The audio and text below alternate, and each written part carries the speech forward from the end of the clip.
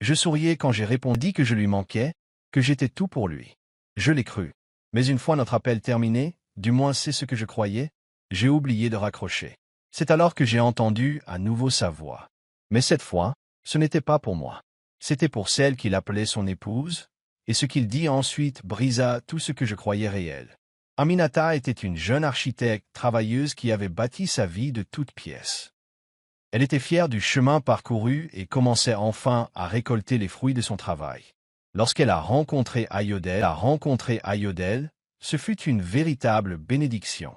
Il était tout ce qu'elle avait espéré chez un homme, gentil, calme et toujours là pour lui trouver les mots justes.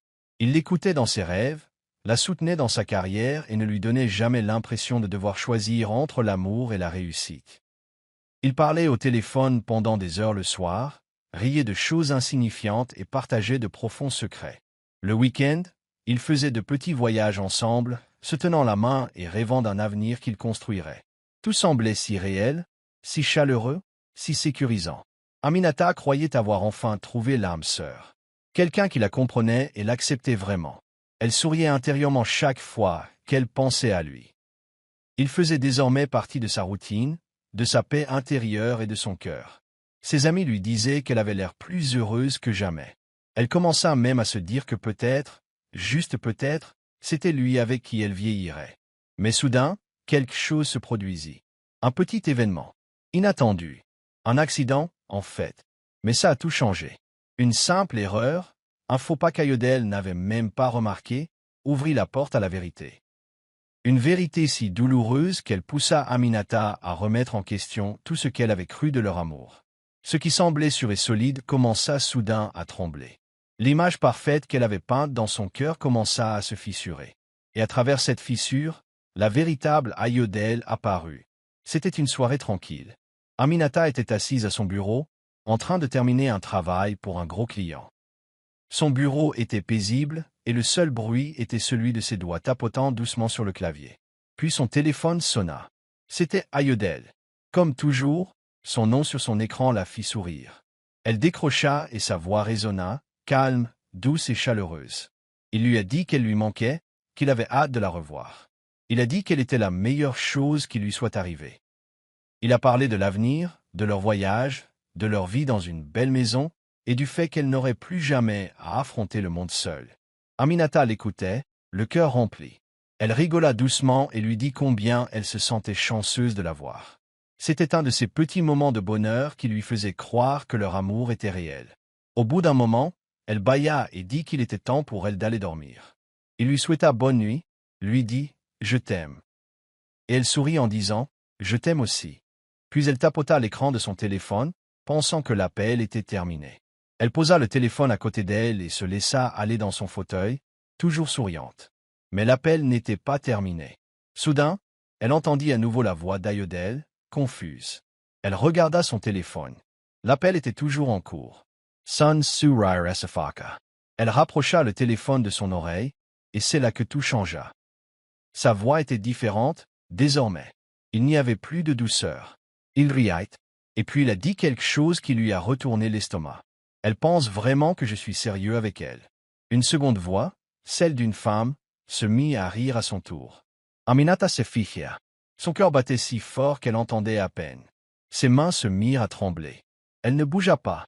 Elle écouta simplement, impuissante. Ayodel n'arrêtait pas de parler, de plaisanter sur elle, de la traiter d'empressée, de facile à duper. La femme, qui lui semblait si familière, rit et lui dit qu'il devrait lui offrir un autre voyage ou un autre cadeau avant de la larguer. Aminata n'arrivait plus à respirer. L'homme qu'elle aimait, celui en qui elle avait confiance, se moquait d'elle. Et pas seul. Il le faisait avec une autre femme. Quelqu'un qui semblait proche d'elle. Quelqu'un qui la connaissait. Ses yeux étaient remplis de larmes. Mais elle ne pouvait ni pleurer ni parler. Elle était juste figée. Ce moment a tout bouleversé. Son cœur ne s'est pas seulement brisé. Il s'est arrêté. Aminata gardait le téléphone près de son oreille, les mains tremblantes, le cœur battant la chamade. Elle n'en croyait pas ses oreilles. Le ton doux et tendre d'Ayodel avait complètement changé. Sa voix était désormais froide, fière et pleine de rire. Mais pas celle qui apporte la joie. C'était celle qui blesse profondément. Le genre de personne qui se moque. Il a ri et a dit, « Chérie, tu ne vas pas le croire. Cette fille croit encore que je vais l'épouser. » Les yeux d'Aminata s'écarquillèrent. Parlait-il d'elle? Son esprit essayait de rejeter ces mots. Mais ses oreilles continuaient d'entendre la vérité. Cette fille, c'était elle. La même fille qui veillait tard pour lui parler. La même fille qui lui donnait son cœur, sa confiance et son temps. Avant même qu'elle ait pu assimiler ses paroles, une autre voix se fit entendre. Une voix de femme.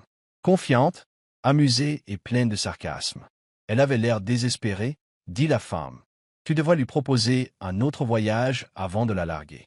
Aminata n'en croyait pas ses oreilles. La femme n'était pas choquée par les paroles d'Ayodhel. Elle riait avec lui. Ce n'était pas une femme comme les autres.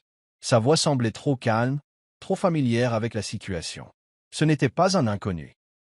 Ce n'était pas une autre victime. C'était sa femme. La vérité frappa Aminata d'un coup. Non seulement Ayodhel lui avait menti, mais il ne le cachait même pas à sa femme. Ils étaient tous les deux au courant. Il parlait d'elle comme d'une blague, comme si c'était une fille idiote qui ne savait pas faire autrement. Elle se sentait mal. Tout ce qui était beau autrefois semblait désormais faux. Les conversations nocturnes, les doux messages, les cadeaux, les promesses. Tout n'était qu'un jeu, et c'était elle la folle. À cet instant, quelque chose en elle a changé. Le chagrin était là, certes, mais quelque chose d'autre a aussi commencé à grandir. Colère, feu, et une petite voix intérieure qui murmure. Ils me croient faible, mais ils n'ont aucune idée de ce qui va arriver.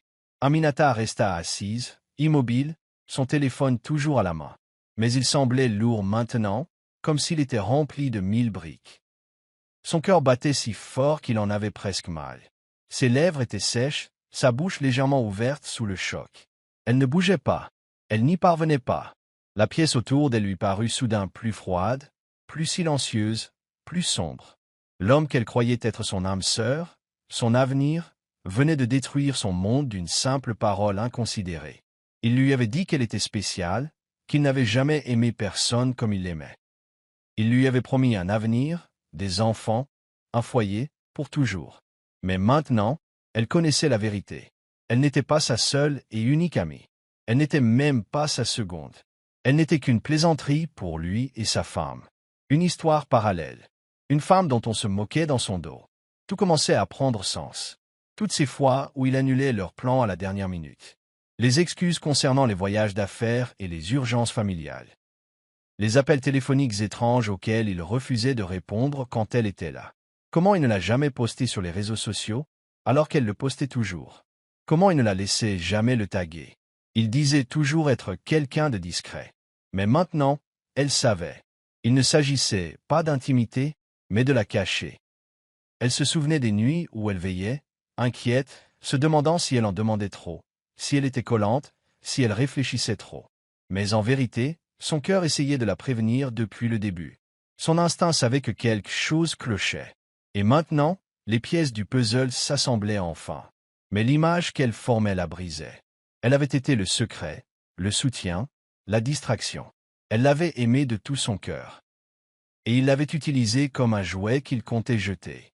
Des larmes lui montèrent aux yeux, mais elle refusa de les laisser couler. Elle ne plairait pas pour lui. Pas encore. Pas maintenant. Sa douleur pesait lourdement sur sa poitrine. Mais sous elle, quelque chose d'autre grandissait. Quelque chose de discret mais de fort. Ce n'était pas la fin de son histoire. Loin de là. Elle regardait droit devant elle, silencieuse, son monde s'écroulant en elle. Mais extérieurement, elle paraissait calme. On aurait pu croire que rien ne s'était passé. Mais au fond d'elle-même, Aminata avait changé. Elle connaissait la vérité maintenant.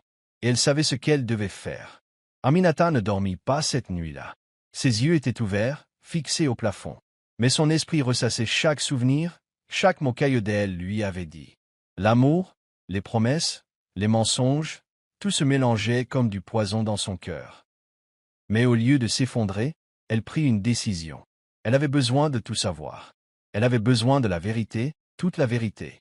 Alors, discrètement, elle a créé un compte secret sur les réseaux sociaux. Elle ne voulait pas qu'il sache ce qu'elle faisait. À partir de ce compte, elle a commencé à chercher, tapant son nom complet, ceux de ses amis, et même des commentaires qui l'avaient un jour fait rire. Et puis elle a trouvé une photo taguée d'un anniversaire. Une photo de groupe. Et il était là, debout à côté d'une femme qui ressemblait comme deux gouttes d'eau à la voix au téléphone. Elle cliqua sur son profil. Son cœur battait la chamade. Et voilà, une grande photo de mariage, pleine de fleurs, de couleurs vives et de joie. La mariée, l'épouse d'Ayodele. Le marié. Ideal. Emanata fixa la photo, un long moment. Ses doigts tremblaient, mais elle continua à la faire défiler. Il y en avait d'autres. Des photos d'eux tenant une petite fille. Des vacances à la plage. Des gâteaux d'anniversaire. Des légendes romantiques comme « Mon roi pour toujours ». Et pendant tout ce temps, il disait à Aminata quel était son avenir. C'était comme si un couteau lui transperçait le cœur. Mais elle ne pleura pas. Non, pas cette fois. Au contraire, elle sentit quelque chose monter en elle. Pas seulement de la colère, mais de la force. Il avait tout planifié avec soin. Il avait construit un monde artificiel pour elle, comme un architecte construit à partir d'un plan. Mais elle le voyait maintenant. Elle n'était pas la maison. Elle n'était que le croquis. La version d'essai. Quelque chose qu'il pouvait effacer. Mais elle n'allait pas se laisser abattre. Aminata avait bâti sa carrière à partir de rien. Elle avait déjà surmonté des difficultés. Ce point d'interrogation. C'était une trahison? Oui. C'était douloureux? Oui. Mais ce n'était pas la fin pour elle. Alors elle essuya ses larmes et commença à écrire un nouveau plan. Pas un plan de vengeance. Pas encore. Mais un plan pour reprendre son pouvoir. Si Ayodele pensait pouvoir la manipuler, lui mentir et s'en sortir indemne, il ignorait totalement à qui il avait affaire. Elle en avait assez d'être la silencieuse. Fini le secret. Fini les dupes. Cette fois, c'était elle qui aurait le contrôle. Et ce n'était que le début. Aminata resta calme, même si son cœur brûlait. Elle ne cria pas. Elle n'a pas appelé Ayodele pour le combattre. Elle a choisi quelque chose de plus intelligent, de plus froid. Elle faisait comme si de rien n'était. Elle souriait au téléphone, se montrait douce et l'appelait même « bébé », comme avant. Tout était faux. Mais il l'ignorait. Il n'en avait aucune idée. Elle avait tout découvert. Un jour, elle lui annonça une grande surprise. « Je travaille sur quelque chose depuis des mois », dit-elle. « Un nouveau projet architectural. Je veux que tu en fasses partie. » Ayodele était enthousiaste. Il aimait l'argent et le pouvoir plus que tout, et l'idée d'un gros contrat le fit dire oui sans hésiter. Il ignorait qu'elle lui tendait un piège, étape par étape, avec précaution. Elle l'invita à la prochaine présentation de son entreprise. Elle allait être remplie de personnalités respectées. Architecte, investisseur, chef d'entreprise. Ayodele a vu là une opportunité exceptionnelle. Il a promis sa présence et même d'amener certains de ses contacts. Il n'avait aucune idée de ce qui l'attendait. Ce qu'il ignorait, c'est qu'il n'était pas le seul invité. Aminata avait fait ses devoirs. Elle a trouvé l'adresse email professionnelle de la femme d'Ayodele. Puis elle a trouvé son compte Instagram et même son compte Facebook. Discrètement, elle a envoyé une invitation anonyme à l'événement. Elle a également contacté des personnes qui connaissaient la vérité sur Ayodele. Des amis de sa femme, des personnes qui avaient vu les photos du mariage, des personnes susceptibles de confirmer son histoire. Elle n'a pas dit grand-chose dans l'invitation. Un simple message. Vous aurez envie d'être à cet événement. Faites-moi confiance. Derrière son sourire serein, Aminata travaillait. Soigneusement, silencieusement. Chaque étape faisait partie de son plan. Elle voulait qu'Ayodele se sente en sécurité. Elle voulait qu'il ait l'impression que tout était normal. Ainsi, le moment de vérité le frapperait encore plus fort. Elle vérifia et revérifia tout. Le lieu, le timing, même le plan de table. Tout devait être parfait. Elle répétait son discours tous les soirs. Elle ne préparait pas seulement une présentation professionnelle. Elle prévoyait le moment où elle reprendrait son pouvoir. Elle ne voulait pas crier. Elle ne voulait pas de drame.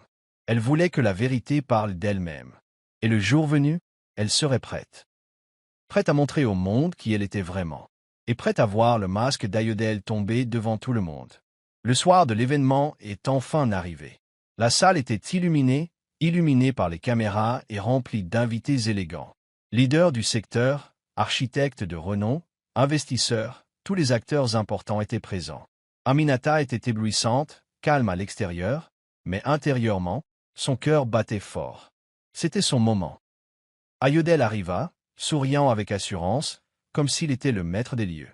Il entra fièrement, salua les gens et embrassa même Aminata sur la joue. Il n'avait aucune idée de ce qui allait se passer. Alors que la soirée avançait, Aminata prononça son discours d'ouverture, évoquant de nouveaux projets, idées et rêves. Le public applauded. Ayodele applaudit le plus fort. Il pensait que cet événement le concernait, qu'il s'agissait d'un accord commercial. Il se laissa aller dans son siège, se sentant important. Puis Aminata sourit et dit, « Avant de continuer, j'aimerais inviter un invité spécial sur scène. » Le silence se fit dans la salle. Ayodele se pencha en avant, curieux, puis son sourire disparut. Madame Ayodele, son épouse, monta sur scène. Elle ne souriait pas, ses mains tremblaient et son visage était rouge de surprise et de honte. La même femme qui se moquait autrefois d'Aminata dans son dos se tenait maintenant figée devant des cris de surprise retentissant dans la salle. Les murmures se répandirent comme une traînée de poudre. Tous se tournèrent vers Ayodele. Le visage d'Ayodele pâlit, ses lèvres s'entr'ouvrirent légèrement, mais aucun mot ne sortit. Il ressemblait à un homme qui venait d'être foudroyé. Son masque confiant se brisa devant tout le monde. Il essaya de se relever, mais ses jambes refusaient de bouger. Aminata ne cria pas. Elle ne pleura pas. Elle se tenait droite, la voix posée. Elle a simplement dit que certains projets peuvent paraître parfaits de l'extérieur, mais si les fondations sont fragiles, tout s'effondrera. Le public a compris. Le message était clair. Ayodele avait joué 2 vies, et maintenant, les deux s'entrechoquaient de la manière la plus publique et la plus puissante qui soit. Sa femme quitta la scène en courant, le visage couvert, les larmes aux yeux. Les gens le regardaient avec dégoût. Les chefs d'entreprise qui lui avaient serré la main évitaient désormais son regard. Aminata se tenait ferme, calme et puissante. Elle n'avait pas seulement démasqué un menteur, elle avait prouvé sa force. Cette nuit-là, Ayodele perdit tout, et Aminata, elle, se releva. Aminata se tenait au centre de la scène, calme et forte. Sa voix était imperturbable. Elle a pris le micro et a souri gentiment à la foule.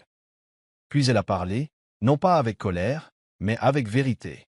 Ce soir, a-t-elle dit, il ne s'agit pas seulement d'architecture ou de commerce. Il s'agit d'honnêteté, de connaître sa valeur et de ne jamais laisser personne vous traiter comme si vous n'étiez pas à la hauteur. Le silence se fit dans la salle. Les gens se penchèrent en avant, sentant que quelque chose d'important allait arriver. Puis elle appuya sur un bouton. Les haut-parleurs s'activèrent et la voix d'Ayodele emplit la pièce. L'enregistrement était clair et net. Cette fille croit vraiment que je vais l'épouser, suivi d'un rire cruel, puis de la voix de sa femme, se moquant d'Aminata. La salle halta. Certains se couvraient la bouche. D'autres secouaient la tête, incrédules. Mais Aminata ne s'arrêta pas là. Elle cliqua de nouveau, et des captures d'écran apparurent sur grand écran. Texte, photos, preuves. Chaque mensonge qu'Ayodele lui avait raconté, chaque fausse promesse, chaque plan qu'il avait fomenté dans son dos. Elle montrait comment il avait essayé de la ridiculiser. Mais au lieu de s'effondrer, elle en a fait une force.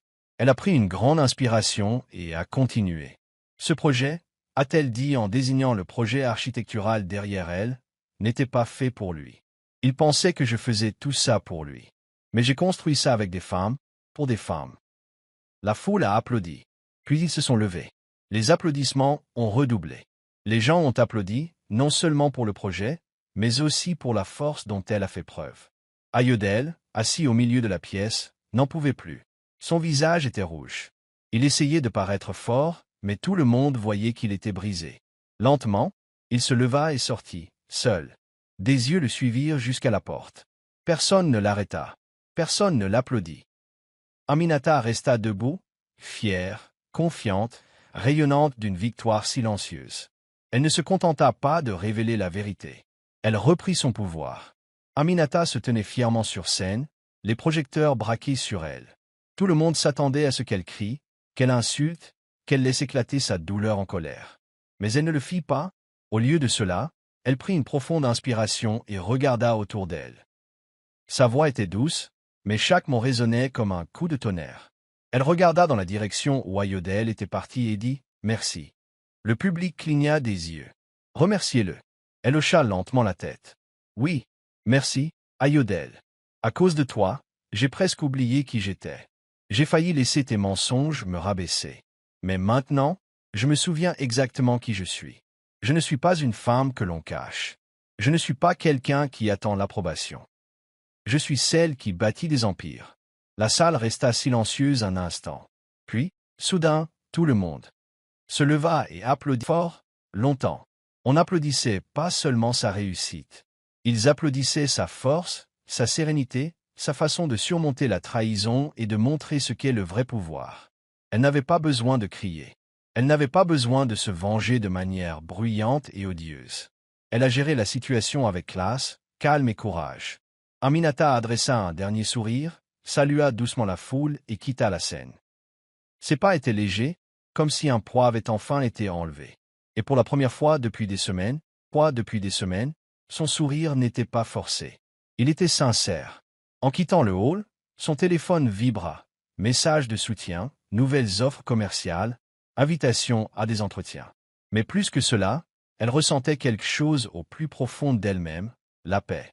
Elle ne s'était pas contentée de dénoncer une menteuse. Elle s'était rappelée, ainsi qu'à toutes les femmes qui la regardaient, qu'avoir le cœur brisé ne signifie pas être brisé. Ce silence peut parler plus fort que la vengeance. Et s'en aller avec grâce est parfois la plus grande victoire. Les mois passèrent, et l'histoire d'Aminata se répandit partout. Sur les réseaux sociaux, les gens ont partagé son parcours, son chagrin, son courage et sa force. Des milliers de femmes ont retrouvé espoir grâce à son histoire. Elles ont recommencé à croire en elle, se souvenant qu'elle méritait respect et amour, quoi qu'on en dise. Aminata ne s'est pas arrêtée là. Elle a mis sa nouvelle notoriété au service des autres. Elle a créé une fondation de mentorat pour soutenir les jeunes femmes qui rêvaient de réussite, en particulier celles qui avaient l'impression que le monde les avait abandonnées. Elle voulait que chaque fille sache qu'elle pouvait s'élever, malgré la douleur. Son travail acharné et son talent ont également attiré l'attention du monde entier. Elle a remporté un important prix international d'architecture. Ses créations furent saluées, non seulement pour leur beauté, mais aussi pour le sens qu'elles reflétaient. Une histoire de force, d'indépendance et de courage. Quant à Ayodele, sa vie prit une autre tournure. L'entreprise dont il était autrefois propriétaire le licencia et sa femme demanda le divorce. Peu à peu, les gens ont cessé de se soucier de lui. Il est devenu un homme oublié, livré au vide créé par ses mensonges. Mais Aminata n'a jamais perdu son temps à le haïr ni à essayer de le détruire. Elle n'avait pas besoin de le détruire pour gagner. Au lieu de cela, elle a choisi une meilleure voie. Elle est partie la tête haute, construisant ses rêves plus hauts et plus forts que jamais. Elle est devenue célèbre, non pas à cause des ragots, mais grâce à son talent, son cœur et sa capacité à se dépasser. Aminata a montré au monde que parfois, la meilleure vengeance est de continuer à grandir, de briller et de ne jamais regarder en arrière. Si vous croyez qu'il est possible de surmonter la trahison et de bâtir son propre empire, cliquez sur « J'aime » et partagez cette histoire avec quelqu'un qui en a besoin aujourd'hui. N'oubliez pas de vous abonner pour découvrir d'autres histoires vraies et fortes qui inspirent force et courage. Laissez un commentaire ci-dessous. Que feriez-vous si vous étiez Aminata? Parlons-en. Strong Sparkless.